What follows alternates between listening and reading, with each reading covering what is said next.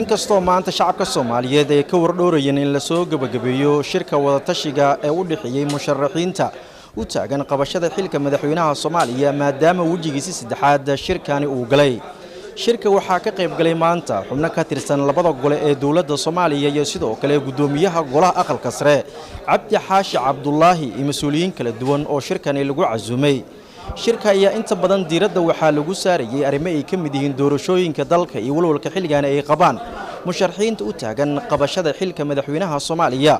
waxay sheegeen musharaxiintani inaysan diidaneen in xilligani wadanka Soomaaliya ay ka dhacdo doorasho balse dawladda Soomaaliya xilligani ay wado qorshayaal ay ku doonayso in doorashada mar kale dib ay u dhacdo hase yeeshee arintaasi marnaba aysan aqbali doonin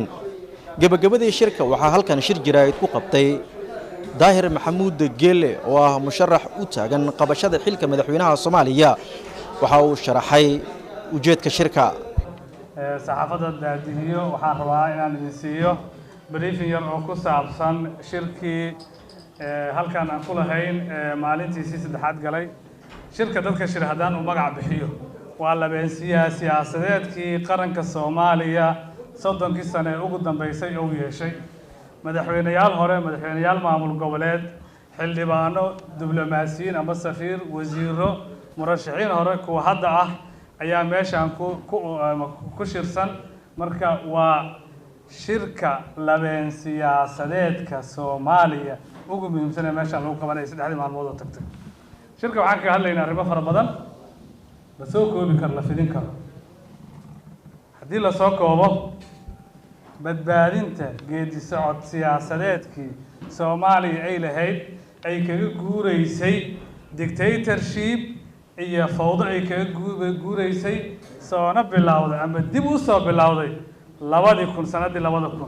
oo ku saleysneyd qoro isu dhiibid iyo deganaansho siyaasadeed oo la qabo xilliga doorashooyinku markay ay soo dhawaadaan dadkii walwal ayaa galay waa la shakiyay inay arrimaha aanay sidii ku sii socon inta oo dad ah oo labeen siyaasadeed ah waxa isu keenay waxa ay noqotay ma ahan doorashooyinka dadka u socday kale inay wax khatar ku aan dareenay laakiin waxaan dareenay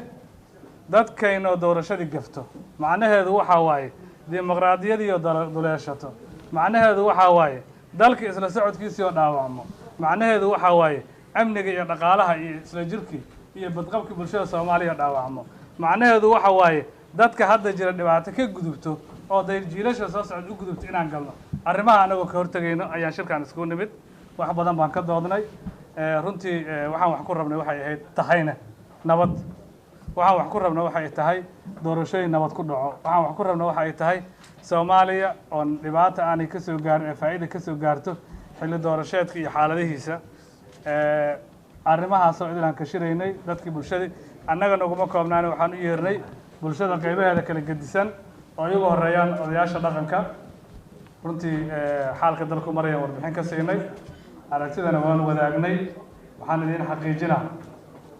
shakiga ma ahan laakiin walwalka aan ka qabno hanaanka dawladda hadda jirta ay wax u wada inay la wadaageen dhalinyaradii baan la shirnay culimadii baan la shirnay qaybo kale culimada ka mid waa isu ballansannahay waxaan la shirnay gudoomiyihii aqalka sare iyo wafdi la socday intaa waxay ka sinaayeen sida hadda dawladda jirta ay wax u wado sidii salaamada iyo nabadda lagu ahaan jiray ma aanay ahayn waad dareemi kartiin gudoomiyaha aqalka sare waa qayb dawladda ka mid ah muhiim ah mas'uuliyiinkaana waa la shiri doonaa annaguna mas'uuliyiin aan nahayo qaar annaga naga mid ah xildhibaano waayo xildhibaanada ay ka tirsan yihiin dadkii xilka soo qabto ra'iisul wasaare leh oo madaxweynayaal hore leh oo madaxweynayaal maamul goboleed leh oo siyaasiyiin kale leh oo mudanayaal baarlamaan leh oo safiirro leh ayaan meesha ku wada jirnaa codaan xil qaran oo muuqdo macna leh aan dalka ka soo qabanay ma aanay jirto shalay markay daadiinayeen siday mas'uuliyaddu u saarneed ay maantana mas'uuliyaddu saarayaan Soomaali meelkiisa joogto waxaan u xaqiijinaynaa kulankeenu waa kulan nabadeed waa kulan quman waa kulan wax toosin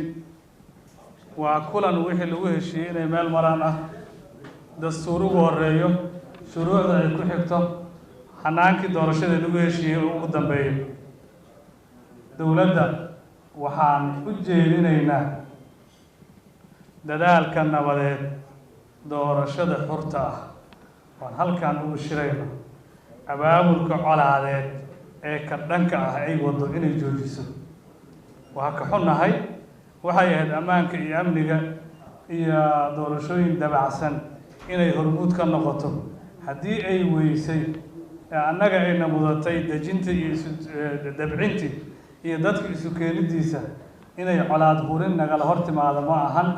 dadka waxaan xaqiijinaa dhaqdhaqaaqa dowladda aan la soconaa, shirkooda aan la soconaa, xafiisyada ay joogaan waa kuwii aan joognay, waa kuwa dadkeena ay joogaan. dadkii Soomaaliyeed annaga dadkeena ah dad kala gedisan baan nahay. ubadkeennii baa joogo daayarta Soomaaliyeed ee meesha lagu barbaarinaya ayaan ka warqabnaa. madaxweynaha waxaan u sheegaynaa waxa looga baahan yahay waa doorashooyin nabad ah. dadaalka aan wadno inuu dhammaystiro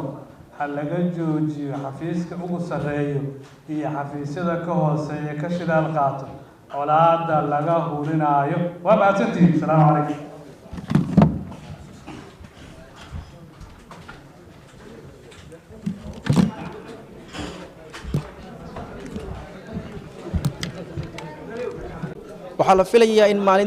waxaana la filayaa in maalmaha soo socdo shirkani laga soo saaro warmurtiye dhowr qodob ka kooban,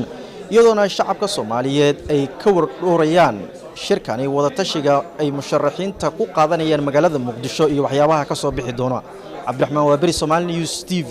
Muqdisho.